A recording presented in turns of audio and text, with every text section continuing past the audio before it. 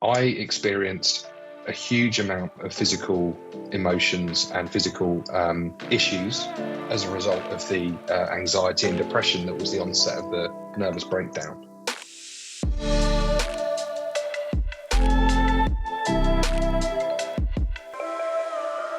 Welcome back to the Lose to Win podcast with myself, Josh, and none of the other main hosts this week, but we do have another fantastic guest joining us it's going to help me host. Up to you, isn't it, though? Welcome, Russell, mate. How are you? I'm all right, mate. Thank you very much. I feel like the reserve of the reserve of the reserve in a way, but we went 20 people down I'll the tell list, you what, it was very magnanimous of them to award me the fee for coming on.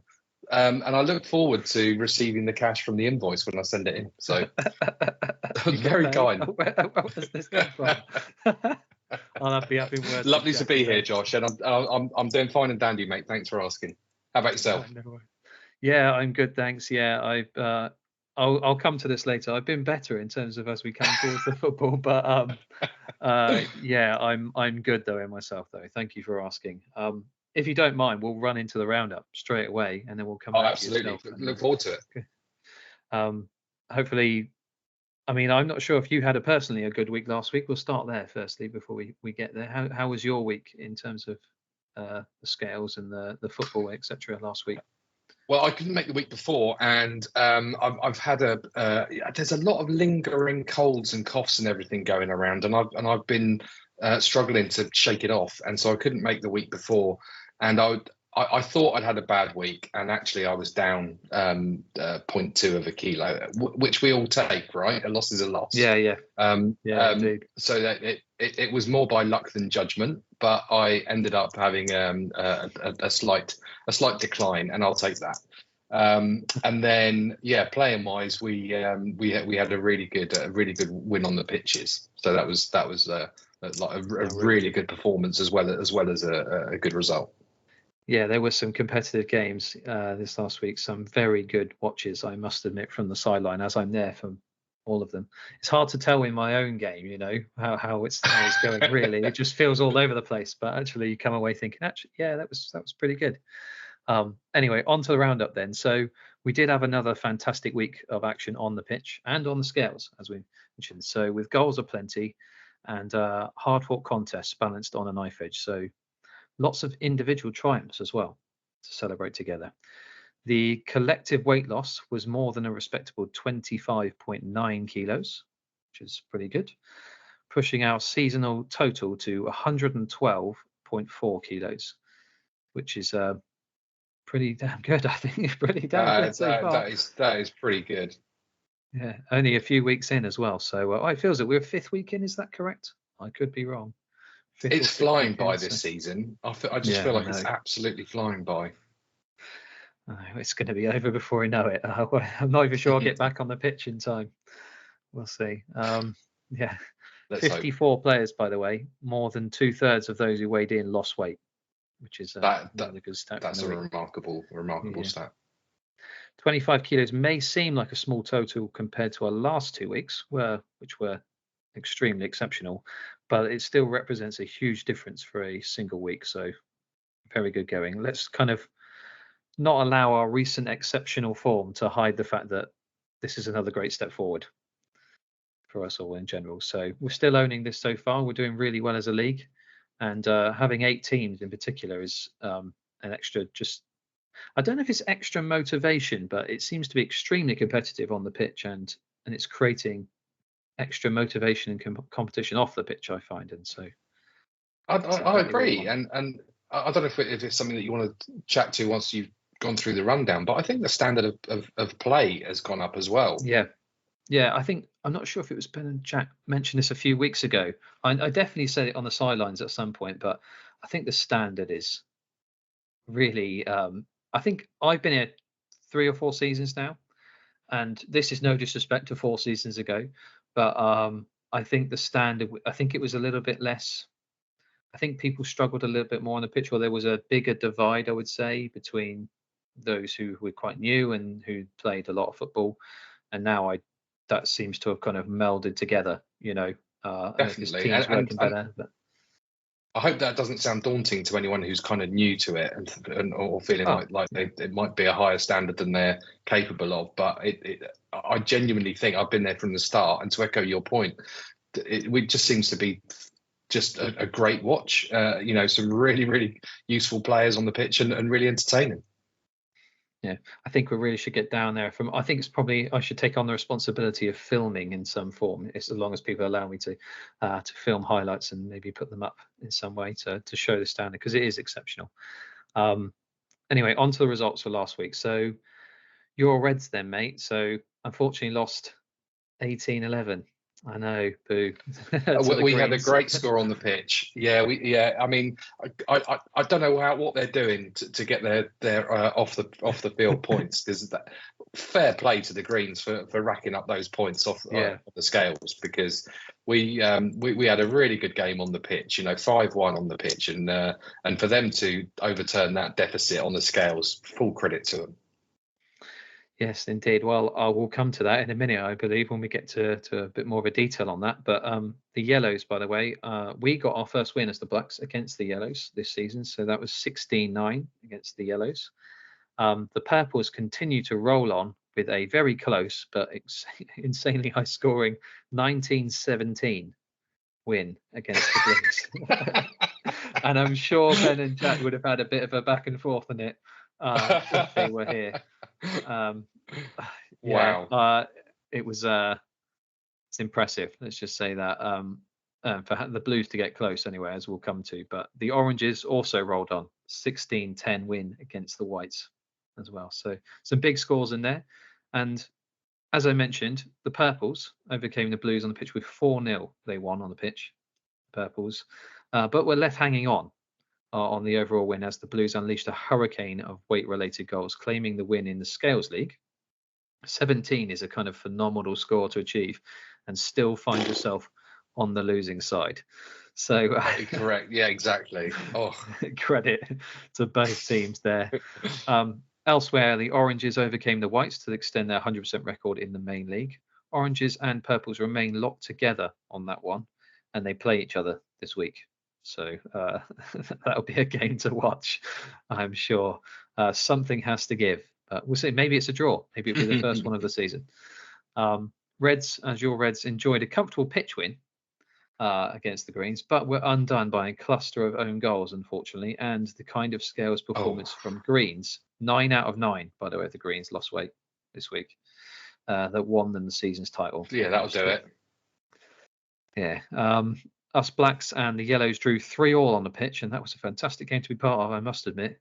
But we, as the Blacks, were comfortable winners once everything else was brought into consideration.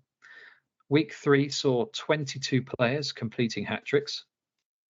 This is the role.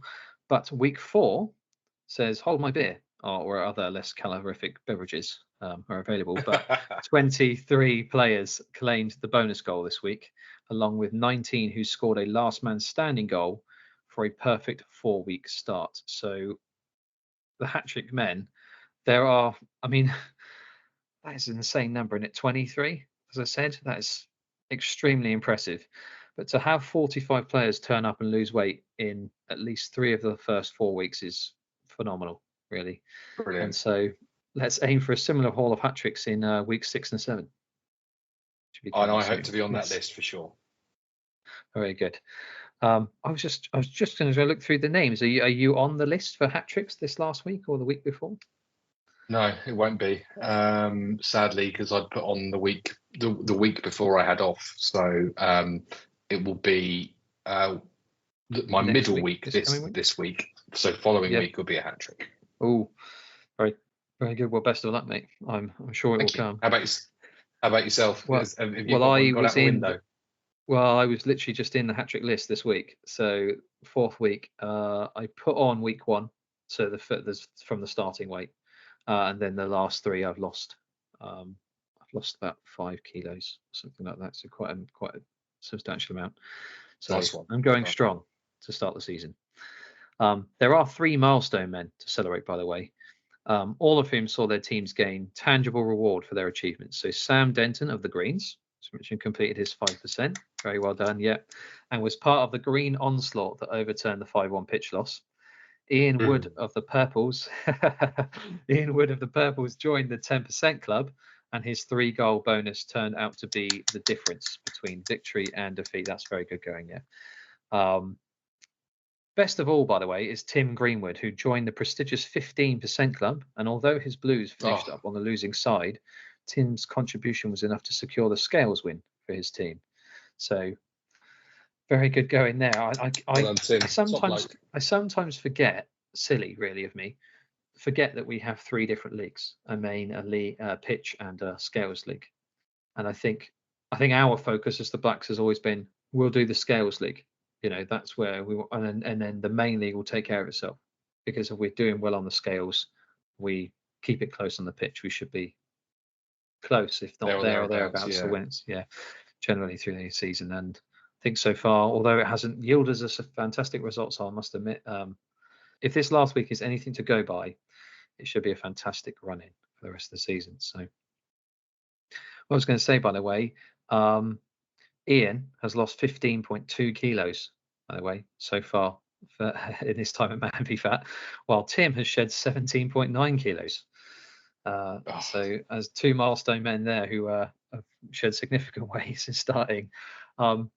8 players went out of last man standing, with 2 more handing in their grace week to survive. So that leaves a field of 37, which means another week like this could see us reach the last 30 and a glut of bonus goals next time. So I'm currently in, so I've got to keep it going. We'll see this week. Don't be one of the 7 who misses out. Congratulations to everyone. Congratulations to everyone who's still in it, and keep it up, right? Keep it going. I think it's a great little addition to have running through the season. It's another nice little competition, isn't it, to keep everyone invested? Yeah. Good luck to everyone. I think we've had, like Dimmy as a guest, and several others. People swear by it, and it's a fantastic incentive scheme. I think it works really, really well. More for the consistency, which is exactly what people are looking for, isn't it? Really small changes but consistent, and then it keeps them within the incentive scheme as well. So yeah, I think it's brilliant.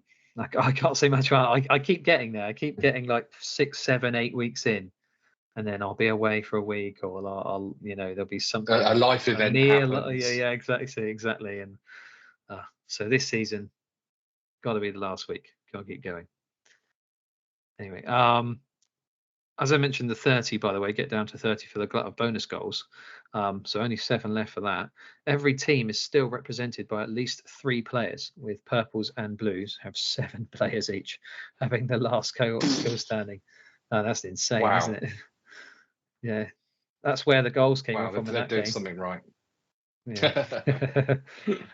Team of the week, by the way, is very evenly spread, with one long-term-ish absentee returning for a huge individual loss, and then the next 7 are all within 0.1 of a kilo of each other.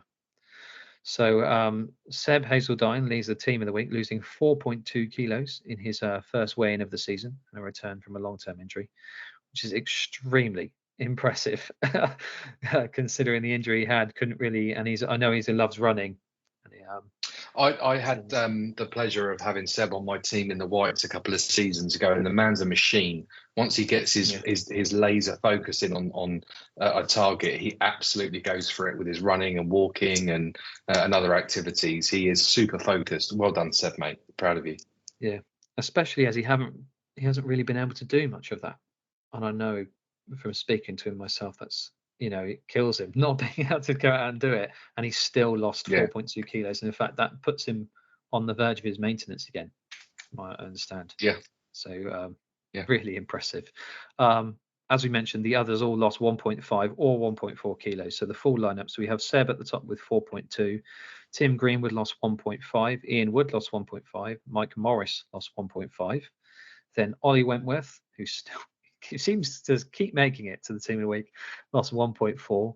Jordan Hayter lost 1.4. Tom Dowling lost 1.4, and a return of Sean Madden, who lost 1.4 as well. So we all know on a score by now. The competition element of Man v Fat is one of the things that drives us on in our individual weight loss, but ultimately it's about making good choices to give ourselves better health and fitness, rather than for the sake of the league table. So that said, purples, oranges, blues, and greens are the top four in both the main league and the Scales League, and they all play each other this coming week. So a spicy one for that. For those teams, this could be the week that ultimately decides titles, I guess. Well, Yeah. We'll see. We're a bit early for that one. While for the others, it's a chance to make up ground on some of the leading quartet and get back in the running. So whatever team you're on, every loss can make the difference. And that's what I'm going to say. Keep plugging away. As you mentioned, a 0.2 loss is still very commendable, you know. So a loss is a loss, as they say, every single week. So quite going in the right direction. I did want to get to you though, Russell, then, mate. So as we have you, very gracious of you to come on, by the way. Thank you for it. No, my pleasure. My pleasure. Get to know you a little bit better, and for the listeners of the pod, I'm sure they're extremely interested. So I will say, preface this though, I think you're probably the fourth or fifth fan of the team that you're probably about to mention to me on this pod. So some say we could be a bit biased, but I'm just going to claim there are far too many people who support London teams who live in this area. It's not just exclusively yours. So for the audience then, mate, who do you support? I am a pretty much lifelong Tottenham Hotspur fan. I don't know if it was stop shaking your head. I don't know if it was wise or lucky that Jack isn't here on this pod. I don't know if I've kind of got off lightly because he's got so much stick to give me for being a Tottenham fan. You know, the rivalry from obviously the Arsenal supporters within the Man v Fat community is always amusing, and there's plenty of those too. So so yeah, I'm a Spurs fan for my sins. So I'm 44. So when I grew up, my dad was a huge Liverpool fan. We've got family from Liverpool, and he played non-league football, and he loved taking me to non-league football and any kind of grassroots football from a young age. You know, so I'm from Woking originally, and that was my home team. So you know, we've been in the Conference League for forever, it seems, and so many a cold, wet, windy Saturday afternoon, nursing a Bovril that's hotter than napalm, watching rubbish standard of football, and I had a leaning towards Liverpool. But when I was out playing in the parks, as you do as a kid, and I had a couple of friends, really, really good friends that lived near me, who were Spurs fans. And I was invited to go along to them to watch a game. My first two football matches were Wimbledon v Newcastle, and I saw a huge array of stars in that game. There was Paul Gascoigne and Peter Beardsley, John Fashanu, Dave Besson, a whole load of players that I loved.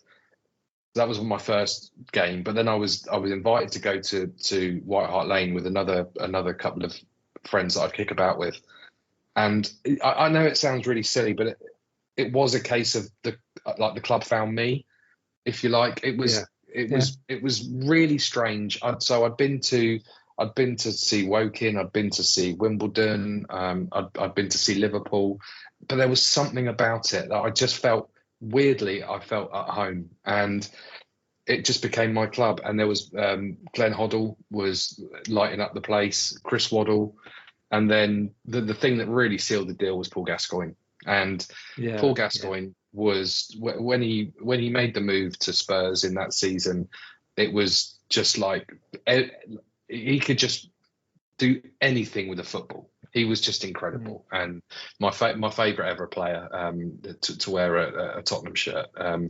He was just electric, absolutely brilliant. And from a starry-eyed kid watching this maestro, it was just amazing. And then, you know, we went on to win the cup in 1991, the amazing semi-final and the free kick against Arsenal. Those kind of early memories. I was about 10 or 11 years old then. And of course we had Italia '90, which was so big for my generation. That World Cup was just everything. So yeah, so that's me, mate. Tottenham through and through. I had a even though I mean, I know people can't see, but I'm looking at you wearing you've got a Tottenham shirt, a Tottenham dressing gown of some kind, and you had a Tottenham scarf on. I've got yeah. So let's explain. So I've got the navy blue pajamas on with the gold the gold cockerel crest. I've got my lounge coat, my dressing gown with the big white cockerel on it. I'm rocking the blue and white navy blue and white scarf. I've got my shrine to Tottenham in my office up here with the Bill Nicholson teddy bear N17. So yeah, I'm a proper what's the word, mug when it comes to Spurs merchandise. It does look like the Spurs shop has thrown up all over me. It's amazing though. I love it. Like a proper band getting on. Should probably make you have to wear all your memorabilia, everything you have, all at once. Yeah. You got a hat lying around? You must have a hat.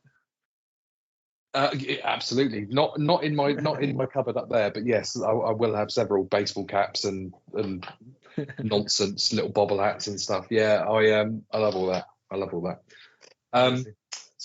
So my support of Spurs has kind of went up and down. Like I came down to Bournemouth in '97, and despite going to Bournemouth numerous times, I never had an affinity. When you enjoy watching football, we all do, but I just couldn't buy into it. They don't feel like my team. Yeah. And that, when I first came here, late '90s, early noughties, Spurs were just absolutely dog dirt, for want of a better word. But my love for them was rejuvenated when I got a season ticket in the early 2000s, in about 2004.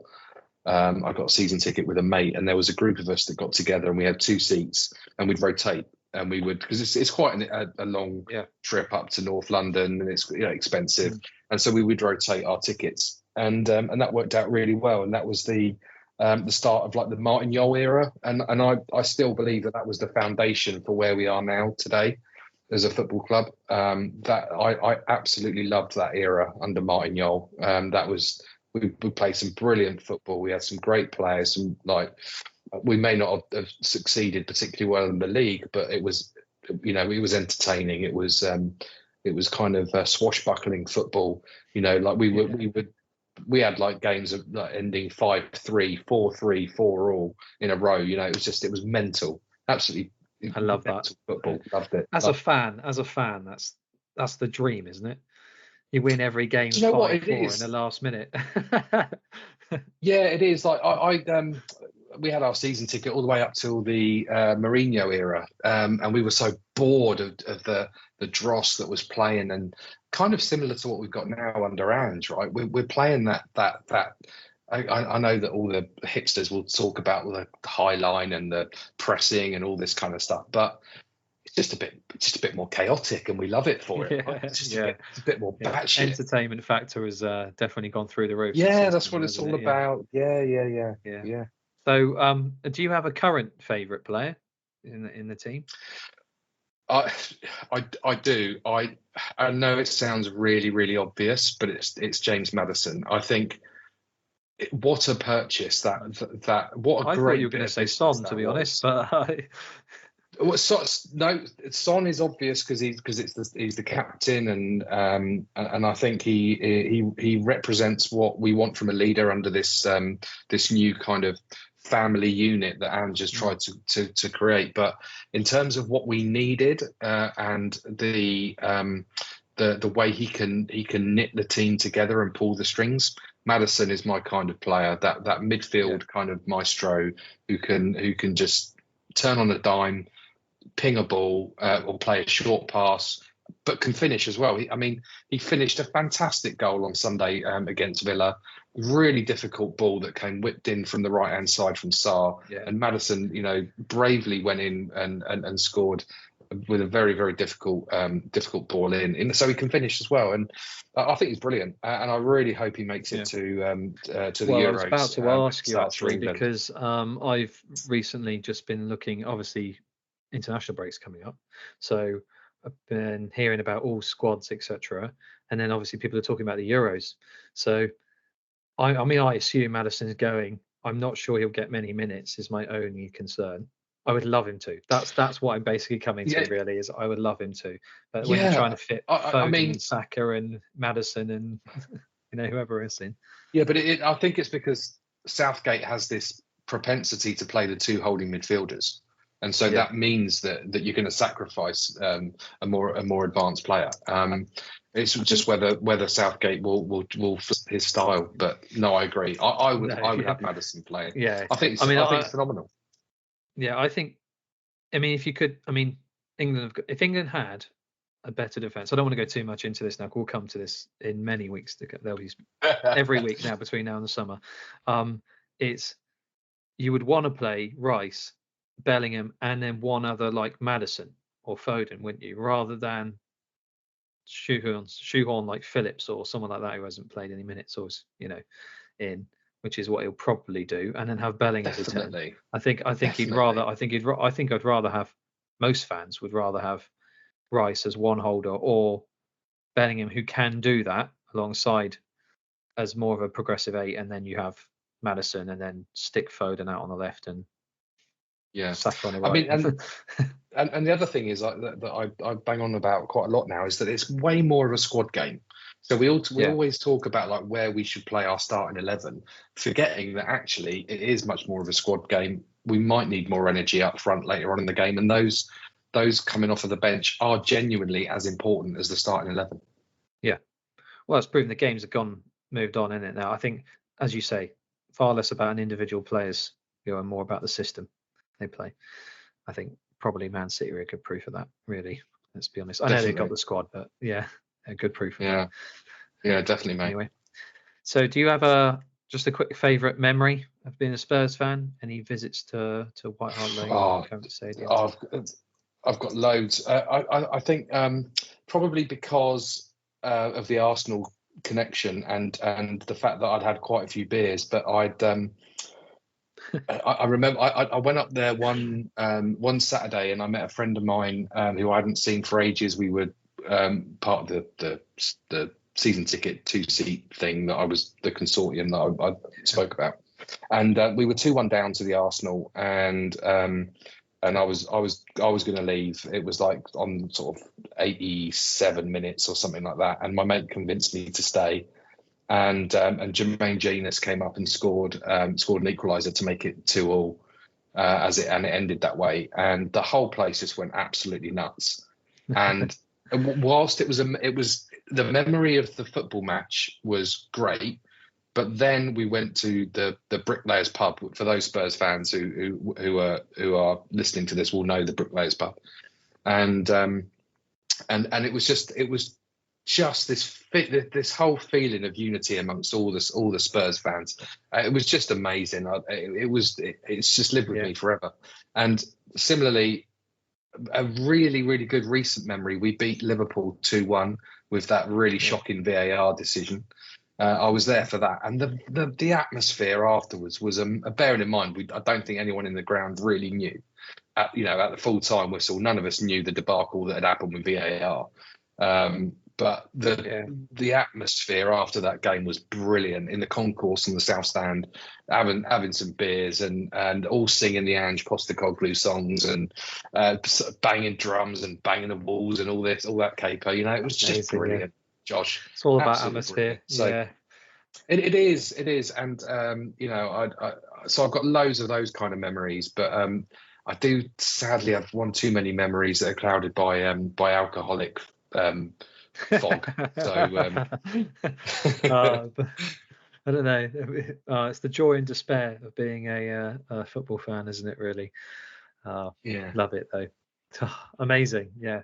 Well, I was to say you're probably the 4th or 5th Spurs fan on the pod. It is a very high percentage. Yeah, we do have 3 or 4 Arsenal fans that I know of that have been on as well, or maybe I'm wrong on that one, but I know of a few who've definitely in the group. There's plenty of them. There's probably plenty of Man United fans in that, and definitely plenty of Bournemouth fans. So Exactly. all sides being represented, you would hope. And then there's a couple of dodgy I QPR don't see many fans and Chelsea. Leicester fans. And, yeah, exactly. Yeah, QPR. Yeah, strange QPR fans knocking about, aren't there? But yeah, weirdly, there don't seem to be many Chelsea. They'll probably all pop up now. I've said that, but and I'm fine with that. I do know of one who would like to stay anonymous, for their own sake. Yeah, but you're right. You probably don't see much of that. Fair enough. Yeah, I mean that's probably proof though of how Spurs and Arsenal and Man United and all those kinds of teams did, 20 odd years ago, and how or rather just the history of their teams in the last, few decades. So versus Chelsea or Man City, or yeah, I could go on. Anyway, I want to come to some Man v Fat stuff though with you. Before we start, I do want to preface for the audience, and as you mentioned to me before we started, that some of what you may discuss is deeply personal and could be, I don't know, it's not an issue, but it's something that it's a kind of for the guests who are listening, just be wary that it's I think we can call it a trigger warning. I would like to talk about. We may get to it in a bit, but yes, I will talk about mental health and grief and loss and my experience and my view on it. Not a doctor, not a psychotherapist, just a bloke who has had an experience and wanting to share. Yeah, well, I really appreciate it, by the way, and we'll come to it. But let's just first start off. So when did you get involved in Man v Fat? Because I think you alluded to it was the start, wasn't it, or the start of Bournemouth, I guess, league. It was the start of the Bournemouth one. So, and I think you've had a few people on who've been OGs, OGs, and I got the advert on Facebook and signed up to show interest, and mainly because it said it was going to be playing on a week night, and I thought, oh, that could be quite cool, playing on a weeknight. And later on, when it came through and it said, "Oh, it's going to be on a Friday night," and I was like, "Oh, I was one weeknight. Really a weeknight." Yeah, and I've always been one who's kind of looked forward to a Friday night. And do you know? And this is genuine. I was really tempted to say no because it was a Friday night. And actually, I thought, no. Do you know what? If you're actually going to do something like this, sacrificing, in inverted commas, what you might normally do on a Friday night, actually it isn't that much to give up. And I mean it when I say it was one of the best decisions I've made. I have no doubt that I was stuck in a funk at that point in time. It was coming out of COVID. I'd put on weight.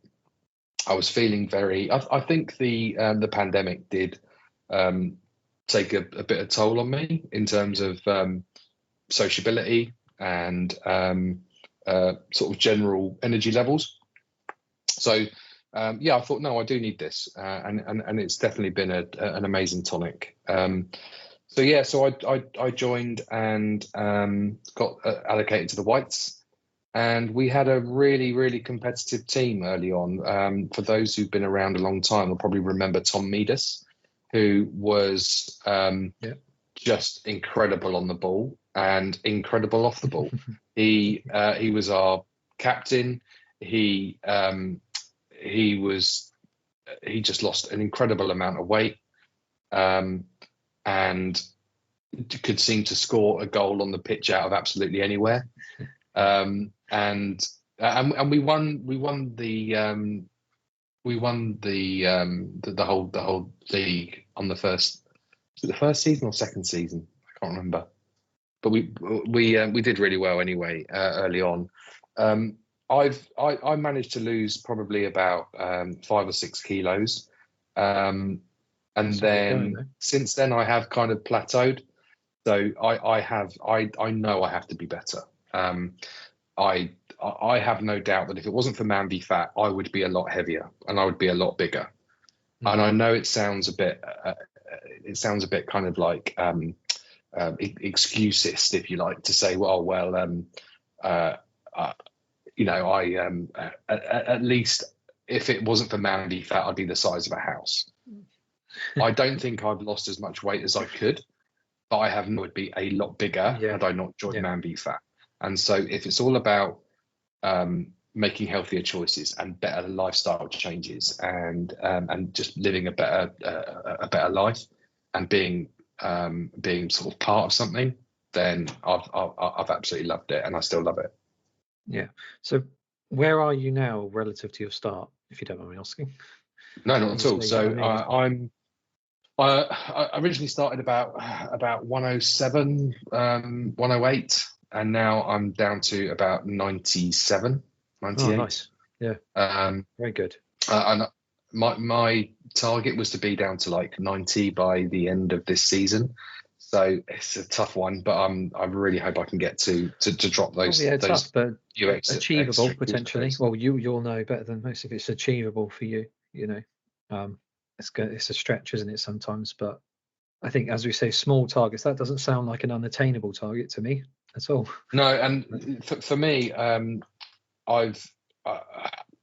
desperate. I've just moved house, and I'm desperate to get out and explore all the where I live. And the weather's just been so cack. I haven't had any chance to do that. So I'm really keen to kind of put on my running shoes and have a jog around the woods where I now live. But it's just been absolutely like a quagmire. So I just haven't been able to. So I'm really looking forward to that when the weather improves. Yeah. Oh yes, which I hope it soon does. Yeah. It's just been so long and grey, hasn't it? Yeah, but that's also, I find that when we get into nicer weather, people have a bit of renewed vigor on this kind of thing, partly because they get outside a little bit more and they get a little bit more active, and it's a bit more smily, isn't it? A little less, people are a bit more optimistic about life and longer evenings. Really good. So have you found anything in particular that that's helped you, or that you've struggled with on both sides of the coin, so and in terms of your journey so far? And yeah, definitely. So I guess look at the issues that I have, if you like. Number one, I think I love cooking and I love food. So and I don't eat badly. I may snack from time to time, but I think it's portion control. So my thing is I think overeating. So that is something that I've desperately tried to be better at. I can lose sight at weekends, so it's very easy. Like if you're doing stuff on weekends, it's very easy. Like while you're out to grab a McDonald's or a Pret or something, just to kind of, rather than actually sort of plan healthy meals at the weekend, it's easy just to grab stuff on the hoof. That's a problem. But I think the biggest thing for me is having a desk job and having sort of long hours being stuck at a desk. And I'm actually trying to kind of get out of my work environment and do something separate, sort of medium term, which, because of the lifestyle that being chained to your desk. Do you work from home then as a desk, or do you go into an office? No, I do hybrid. So I do 3 days in the office and 2 days at home. But regardless of where I am still sort of physically chained to my desk all day on meetings, on Zoom calls and whatnot. So, that doesn't aid for a healthy lifestyle, being sedentary. So the good things that I can recognize are, I do feel a hell of a lot better when I'm drinking a lot of water. So regardless of, even if I am, at the very least, it might make me get up from my desk to go to the loo a bit more, right? So there's that. So drinking a lot of water. Extra calories burnt in that walk to the bathroom. Yeah, exactly. That's it, mate. And meal planning. So I talked about like the weekends and making sure that you that you're at least mindful of snacking on the hoof. If you have prepped some stuff, then you'll be more inclined to follow the healthier habits. And and lunches at work as well. Like even if I am going to work, I will, if I'm doing really good, then I will allocate time to meal prep. That works in your favor for if I'm trying to do sort of like calorie controlled 3 meals a day, or if I've done a fasting day, I'll try and do it in that fashion. So yeah, that's kind of what I try and do really. But yeah, the big one's portion control. Yeah, it's funny to say that. I think not to bring it to me too much, but I find that because I work from home almost exclusively, so I'm sat down at a desk in Zoom calls all day. What I found for myself then is the biggest thing is meal prep, in terms of mainly because as I said to you previously, because I sit down and work from home almost exclusively and I'm sedentary. Meal prepping stops me actually eating during the day, I find, because I know what's coming and I've got a time. I go, okay, 6:30, I'm going to eat this meal I have prepped to a degree, or even just as simple as making sure I have something bought in as a meal. Not, if that makes sense. It's just in terms of, otherwise, if I will just kind of go, "Oh, I don't have anything in the house on the way back." And in particular at weekends, this as you said, my biggest issue is going like via McDonald's or something on the way back after football on a Sunday, because I'm like, I don't have anything in the house. I'm doing my shopping tomorrow. Whereas if I just prepped for that extra day, then it wouldn't be. So that's my biggest change in terms of helping me. And it's funny you should mention about the water in that previously as well, because I definitely wasn't drinking enough. I can tell you that for a fact. So and that's probably It's just funny, helped me isn't in it? general.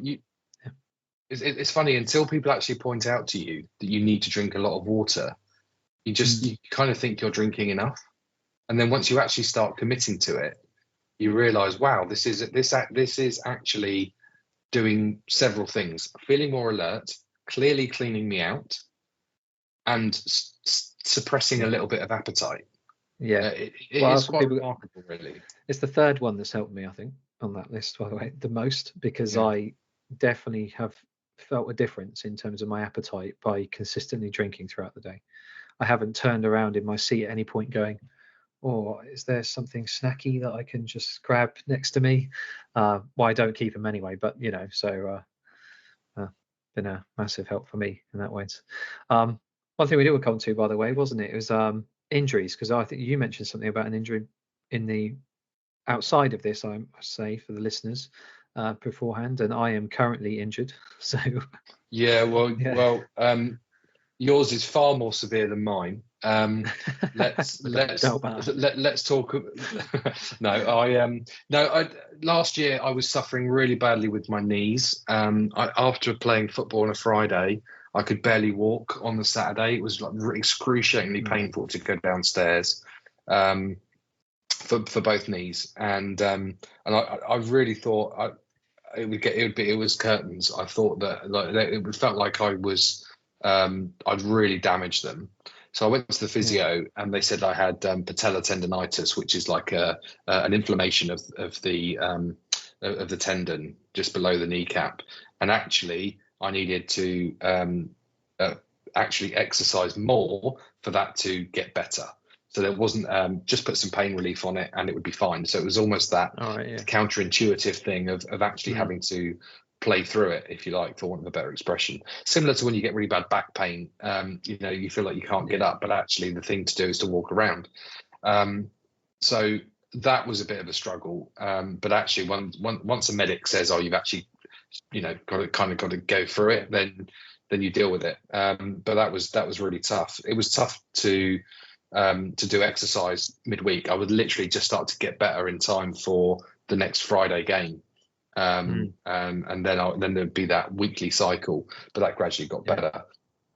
Being out for a long time, I think, is where, and this is what we're going to come on to, your injury that you've just sustained, I think, is likely to put the kibosh on you playing for a good few weeks. So how the heck did you do your injury, you complete banana? Well, I mean, so for listeners out there, I broke a couple of toes.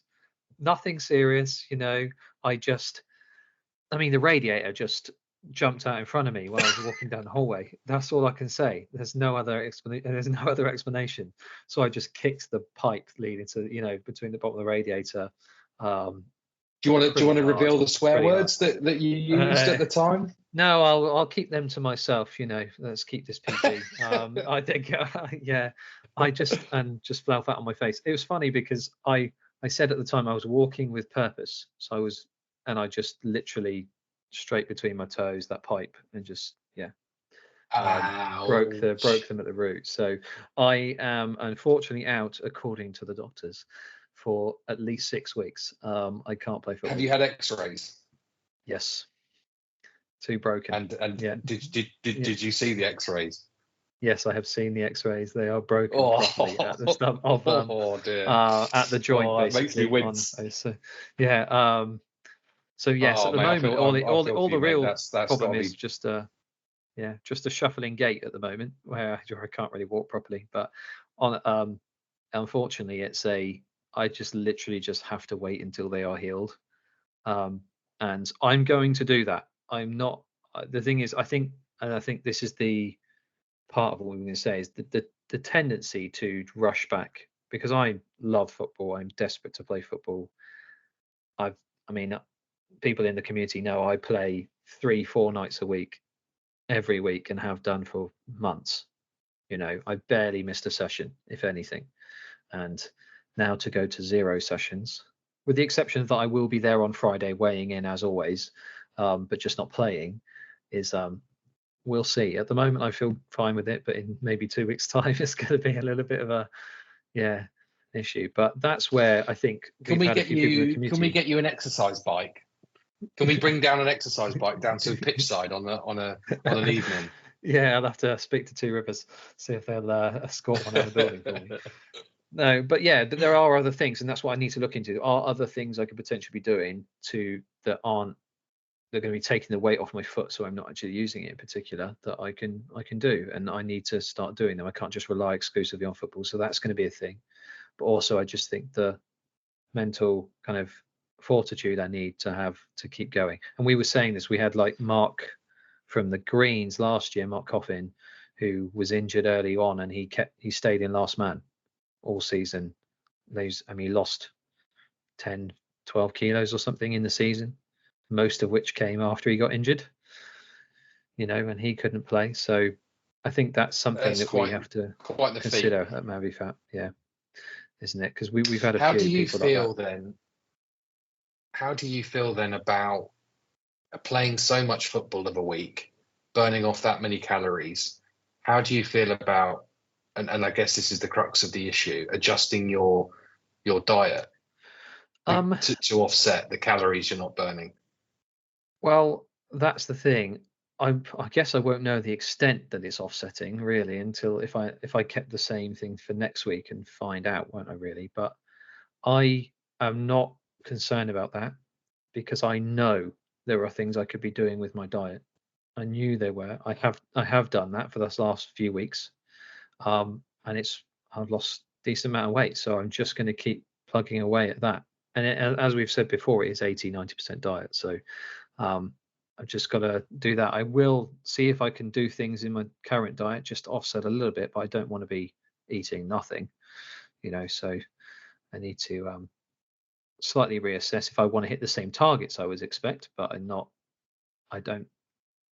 currently at the moment going to feel like I'm going to struggle, as I said, it's mostly diet.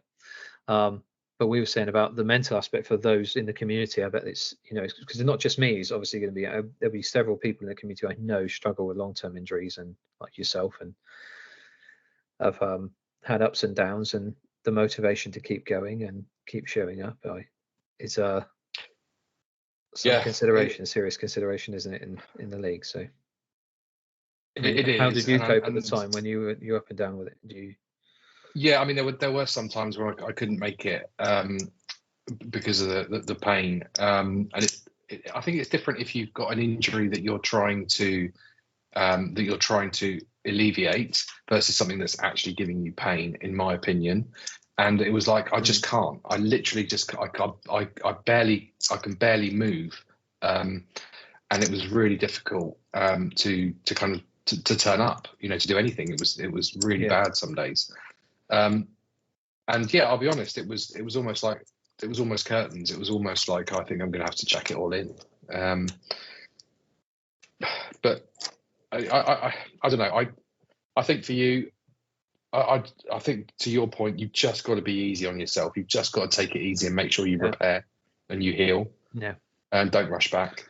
And if you can do some kind of something that gives you personal joy and something that gives you a sense of well-being, even if it's not the actual playing football, if you can find something that will help your rehabilitation, if it's swimming, if it's cycling, maybe walking, if it's not too painful for you, maybe there'll be something that you can do to alleviate some of that feeling of missing out. Well, yes, I guess so. It's the mental aspect, isn't it? Let's be honest. It's the kind of, I haven't yet, and I will not understand, at least because it's very recent. It's only yesterday, so I won't understand until a couple of weeks in. I would think the mental impact I would feel on it, and that's and mental health is a big aspect, isn't it, of weight loss and generally just your life. Obviously, it's huge. I know. Well, we could segue. We could segue with that nicely into the next section. So so mental health. I am an advocate for men's mental health. I have experienced something, and like we said earlier, we should sort of say that I'm going to talk about some deep stuff and some tragedy, but I'm doing it out of my choice, and I know that everyone has their thing. Everyone has been through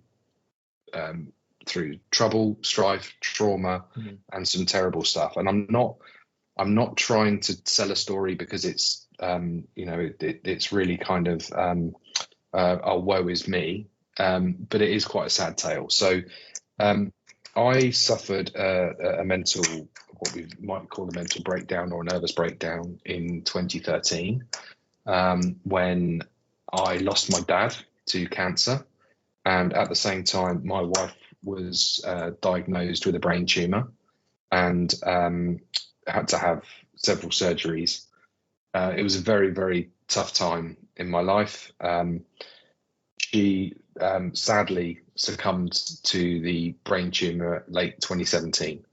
So I've experienced, if you like, two sort of big serious dips in my mental health. And I wouldn't say I was dismissive of mental health issues before I went through it myself, but I definitely didn't have as much empathy as I have now, having experienced that trauma. So I experienced a huge amount of physical emotions and physical issues as a result of the anxiety and depression that was the onset of the nervous breakdown. So I was having dizzy spells and heart palpitations and sweats and upset stomachs and jelly legs and really bad, I mean, headaches that you yourself think is the onset of something really quite bad. You name it, I had it, in terms of the kind of physical symptoms that can manifest themselves during times of stress. What I've come to learn is that it's because of your body overproducing the stress hormones of adrenaline and cortisol, and that's you're overproducing it, and so your fight and flight responses are all up the swanny. So it is actually a kind of hormonal chemical reaction to your body fighting stress over a prolonged period of time. So several things to come out of that. First of all, it's like I didn't personally think I was, in inverted commas, depressed, but I had clinical depression. What that means is you're in this constant low state. Depression doesn't necessarily mean you are the lowest of the low. It means you don't experience emotions of the highs and the lows that a normal person does in life. So you're just on a constant kind of flat line. And during that time, it's really, really easy to be isolated, and it's really, really easy to turn to alcohol. They are two things which are commonplace with people who go through those things. So if you know of anyone who is experiencing such events in their life, and you are seeing them withdraw from social things, and you are seeing them consume an excess amount of alcohol, talk to them and get to the bottom of how they're feeling. They are the two clear indicators of something not being right. Everyone's different. There'll be numerous things that can help pull people back in, and I'm not talking from a place of known psychotherapy or psychology, but just as from my experience and of others, be a friend, listen, and actually listen. Don't dump your problems onto other people. Listen and ask questions. And if someone is cracking, keep asking the questions. Ask how are you 3 times over if necessary, to really get to the bottom of how someone is, if you can tell they're withdrawing. And really, really seriously watch their level of alcohol consumption. I noticed quite quickly in my spiral that I was very sensitive to alcohol, in that it didn't take me much to have a really negative reaction for a couple of days. But if I had some more, I would feel good again. And so I witnessed the ease in which alcohol can be a self-medicating substance to make those feelings feel better. So alcohol, as we know, is a depressant, and it's a very addictive substance, and it can be poisonous. I am not teetotal. I am not preaching. I do still like a drop of red wine or a glass of champagne or a beer, whatever. But I myself know my limits. So I know how sensitive I am to it. So I think why this is important on this podcast is anybody at any time, if you're going through anything and you want someone to talk to, please come and find me. You can, my name, you should be able to find me on the lads chat. I am always open to anybody to talk to me about anything they're going through. I am a pretty good listener. I can be good counsel, and I don't come from a place of being gossipy. I want to listen and maybe offer some advice if I can, but just be there for you. Likewise for other people out there, the rate of, and I'm not saying that we've got anybody in the suicidal tendency within our community, but the rate of male suicide is astonishing.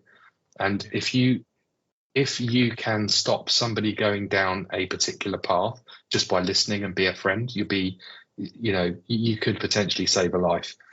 Sport and exercise is incredible for mental health.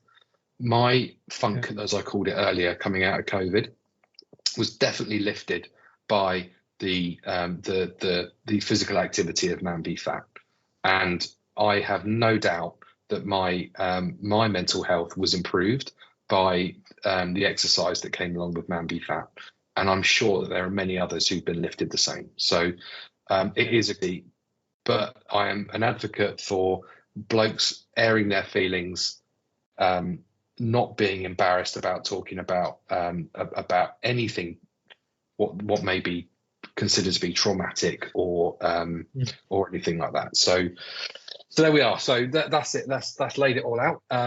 Like I said, please, we've all had everyone has got their thing. Everyone has had their issues, their traumas, their events in life that have been a struggle. So I know I am not the only one who has had horrible things happen to them. Things are in a good place now. If anyone's wondering, I'm not in any way. I'm glad. I'm not in any way about to do anything silly. But I do have a huge appreciation for mental health, and I'm not sure if I mentioned it earlier or just to you before the call, but I do like to keep up with the good work of organisations such as CALM, the Campaign Against Living Miserably, and the Samaritans, and other organisations such as that do a lot in the space of men's mental health.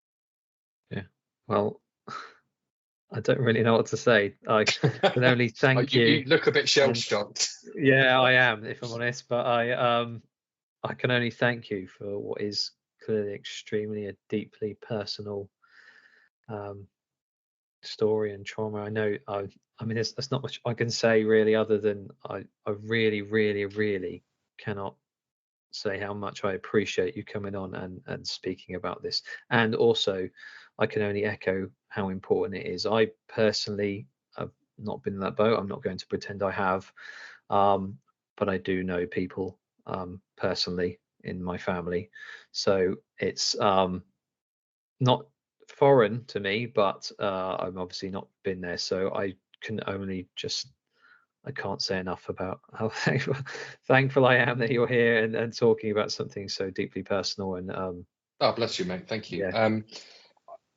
We've even had, it may be before you arrived, we had a lad in the Man v Fat community who lost his wife, and Jack organised an 11-a-side game to help him and his kids. yeah, And that just showed that was so nice. It was so good, and that just shows what we can do as a bunch of lads to rally round one of our own. yeah, And it it seems so bloody obvious, and yet we have to talk about it. Do you know what I mean? yeah, yeah, yeah. Well, that's the So exceptional thing of the community, by the way. Just what the community is about and what it does so yeah, well, and also exactly why it works. It all comes together in that whole, and that's why it works. Um, Essentially, it boils down to men talking about things they don't normally talk about. You know, discuss intimately with people that they may have only met a few weeks ago, and then you realize it all comes together in one loop, and that's what makes you successful um, in losing weight, but also in other areas of your life, etc. So anyway, yeah, I'm here. still a bit shell shocked. I still can't thank you enough for talking about something so personal and something so dear to I know many people's hearts as well. Something that has been mentioned several times, and not only on this pod but within the community consistently. So um, My pleasure. yeah, I can't thank you enough I again. I'm think. just going to keep saying that. I'm probably just going to keep every single thank you in this pod and keep going even after we're done. And Just fade it out. Just fade out gradually. yeah, yeah. I'm absolutely certain the community will join me, especially when they see you the week on Friday when this is coming out. So yeah, yeah. I hope you don't mind, mate. I will move on though, just because Not at all. yeah, Let's have a it's wrap up. How about some fantasy football to well, yeah, we do get tend off? to do that. To be fair, as we do. Yeah. Fantasy football. I guess we could talk about fantasy football. I'm happy to do so before we wrap up. So, I mean, it's been a bit of a whirlwind for fantasy. It's mainly because the Premier League is uh, under a bit of a whirlwind, mainly with different games. Some games being postponed, some games happening, some games not, etc. So there have been lots of times where, so for example, this week coming up, where we've only got 4 Premier League games at the weekend this week due to the FA Cup. So those teams, by the way, one of which is yours, Spurs, playing this weekend against Fulham. As such, it means that many people in the fantasy community will have very few players playing a game in their team this week. The focus will be obviously on getting players from Spurs and Brentford or Fulham, West Ham, Aston Villa, etc., to put in your team this week. My advice for anyone listening is that this is what chips are for. So if you have a free hit chip, this might be the time to use it, which allows you 1 week to transfer in as many players as you like that are playing that week, and it only counts for that week. So next week, after you've used it, your team will revert back to this week's team. So that would mean you're allowed to get a full squad of players that contains 3 Spurs and 3 Fulham or 3 Brentford, 3 Aston Villa, West Ham players, etc. So you'll be able to field a full team. My suggestion is that free hits are used for this kind of thing, but if you have most of players, if you have 6-7 players already playing, so you have people like Son and Maddison and, you know, Ollie Watkins and Ivan Toney and that who are all playing this weekend, and you only need to make 2 or 3 transfers to field close to a full team, I would recommend people do that instead of using their free hit chip. And that goes for the people who haven't actually got it, of course, instead of using it, because there'll be better times to use it later on in the season. I'm mainly focusing on the fact that game week 34 and 37 will have all of the double game weeks whereby teams play twice because they have missed this week. As an example on this, fixtures have to be rearranged. So those are good times to use free hits and bench boosts and wildcards instead, I would say. You're shaking your head, Russell, at me. I'm so rubbish at fantasy football. I used my free hit in game week 17, so I've balls that right up. I'm looking at my team. I've got Trippier in there who's injured. I've got Gordon who's a doubt. I've got Martinelli who's not playing. It's absolute dog dirt of a team. Rubbish. Well, this is the thing. It's going to be a very poor week for me. Yeah, if you have to make a lot of transfers, you have to make a lot of transfers. That's just how it is. And as such, players to look at. So Flecken and Leno are the 2 goalkeepers I know are playing this week. You've got, I mean, I wouldn't advise Leno's playing Spurs, but Flecken playing Burnley. Luton players, so Doughty is an attacking fullback for Luton. You've got Reguilon for Brentford, who seems to be in 3 different teams. Yeah, I know. Yeah, right. Yeah. Thumbs down there from Russ on that one. Yeah, I mean, he shows some flashes in games, but he's a bit lightweight. Brentford, he's been okay as an attacking threat, and they're likely to keep a clean sheet because they're playing Burnley. Then you've got people, as you'll be raving about this, Pedro Porro and Destiny Doggy. Pedro Porro. So, I mean, you missed out Vicario in goal, which I'm surprised about. Yes, Vicario is a good shout. I'm just playing players because I think you can only have so many as 3 Spurs players. If I was going to pick Spurs players, I wouldn't be picking a goalkeeper. I'd be picking their attacking fullbacks. So because we always leak. Yeah. Well, there's a chance of that, of course. But mainly, I would want to have Son and Maddison. Those are the 2 players I'd really want to have. So as a draft of players to have in, so as I said, Flecken, Doughty, you got Reguilon, Pedro Porro. Then as a bench, you probably could have Luca Dean or Nico Williams from Forest. But your midfield 3 are my main, well, the front 5 that I'm going to mention are the main people I would have in there if you can get them. Heung-min Son, James Maddison, Jarrod Bowen from West Ham, Ivan Toney, and Ollie Watkins. Those are my 5 forwards. Around that, I don't know, Morgan Gibbs-White, people like that. Carlton Morris from Luton for another forward, maybe. You've got Bailey and Douglas Luiz from Villa, Kudos from West Ham, Alanga and Awini from Notts Forest. If you really want to take a punt, and you would know better than me on this one, Werner, Johnson, Kulusevski, Richarlison, I don't know. Who of those are going to play? Well, Richarlison's injured, so I definitely wouldn't put Richarlison in. Okay. Well, I mean, that's based on reports. Do you know what? Werner isn't looking too bad. If he's quite cheap, he might be a shout.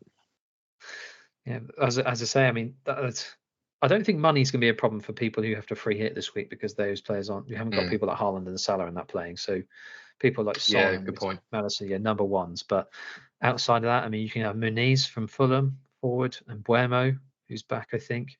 Wissa from Brentford. You could have, I mean, can you believe it? Like Barkley from Luton. And Bueno started the season with a flourish, didn't he? Yeah, he's a fantastic player. It's mainly because Ivan Toney wasn't there, but he has been successful in the team with Ivan Toney before, so he's not a shout. He's not a bad shout if he's fit. And then you've got Paquetá from West Ham, people like that. So those are the people to target. I wouldn't worry for those people who don't have chips like free hit or things to field like 9 or 10 players instead of a full 11. You don't need to spend loads of money. You don't need to spend loads of points to get a full 11.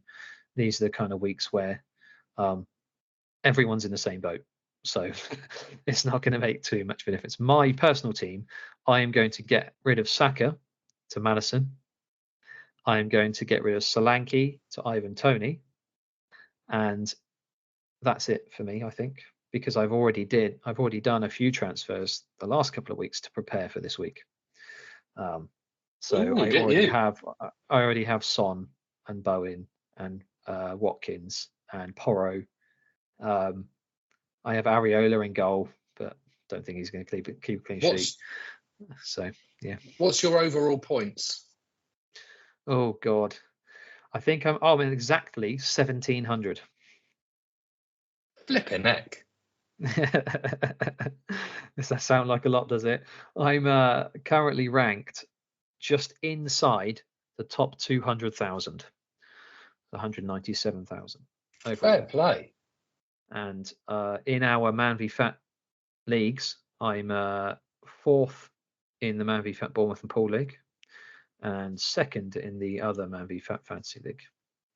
So not too bad, but Craig's running away with it. Craig's just running away with it. He's 59 points ahead of me. Craig the Iddo. Craig the other Spurs fan. Oh yes, sorry. Somehow I didn't get that reference. Yeah. Oh right. Terrible of me. How terrible of me. Yes, Craig, your fellow Spurs fan.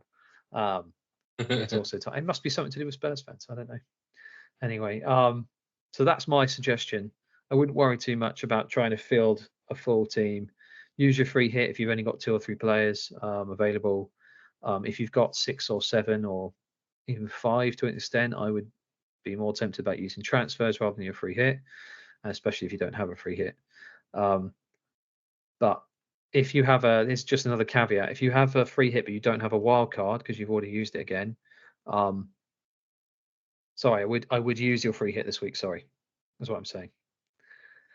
Muddling myself up. I apologise, but yeah, not at all. I can't make sense of it at the best of times, Josh. So you're smashing it out of the park, mate. Cutting at this point, yeah. Yeah, because your free hit only allows you to change your team for 1 week. You'll keep your old team. If you don't have a wild card, it's best to use your free hit now, because you want to keep your old team. If you do have a wild card, you don't need to use your free hit, because if you transfer these players in permanently in like 2 weeks' time, you can use your wild card to get rid of them and get in your Man Cities, your Liverpools, your Arsenals, etc. I have nothing else to comment for my fantasy. Great. Well done. Far too much fantasy talk already. Yeah, well, I'm going to take it a lot more seriously next season. I haven't done fantasy for years. I got roped into it, and it's just because you end up cheering. I know we all know it. You end up cheering on players that you don't actually want to, which is the age-old problem with playing fantasy football. And I started all guns blazing this season, and then I just it's drifted to absolute it depends a bit on the time you can dedicate to it as well, a little bit, because I'll be honest, I'm a bit obsessive about it. I dedicate far too much time to it, but I can do that, so I'm in a fortunate position, I guess. Fortunate, depends how you look at it, but so it's a bit sad. You don't want to be like me, just spend half your week thinking about fantasy. Yeah, there are worse things you could be doing. Indeed, that's for sure. Anyway, and those things may be a bit more fun, but so what? Well, yeah, exactly. If you don't mind, we'll leave it there then, mate. Russ, honestly, I cannot thank you enough for coming on the pod. Not only thank you for having me, of Ben and Jack, whose threat to the other one has been made. Whoever. But just mainly because obviously such an incredible story, I know you've had some insane experiences, and I cannot appreciate enough the honesty and candor with which you have spoken to me and to the rest of the community who will be listening. Not at all. I know I may give off an aura of being a joker and always about having a laugh and having a banter, which is brilliant, and I love all of that. But there is a serious side to me as well that is that I do like to think that I'm an open door if anyone wants to ever have a chat and lean on me. And lastly, I'm really sorry, before we go, can I just advertise the Man v Fat Bournemouth Golf Society? We've put it out several times on the chat. It's open to anyone of all abilities. If you want to, I'm a really bad golfer. but I love it, and I love going out and having a hack around. And so we've got the Man v Fat Golf Society, which is just a fun thing. It's uncompetitive. Anyone fancies it, get in touch, and we'll hook you up. Amazing. Well, I might join you because I'm a terrible golfer as well. Mate, brilliant. Terrible. And your broken toe might be all right to walk around a golf course, maybe. Yeah, maybe. I mean, I will just say that one of the reasons why I haven't taken up golf is because everyone who tells me who has taken up golf says it is a disease that you never recover from. So true. so true. It's just tracing perfection, which will never come. So yeah, but yes, I will. I'll take you up on that offer. I appreciate it. Please, the more the merrier. Yeah.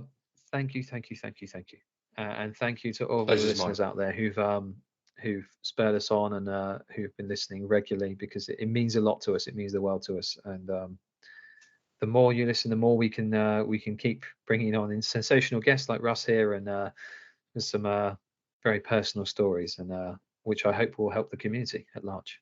So thank you again for everyone. Thank you, Russ, again, and thanks, mate. Pleasure's mine. It's been great. We'll speak to you soon. Thank you. Cheers. Bye for now.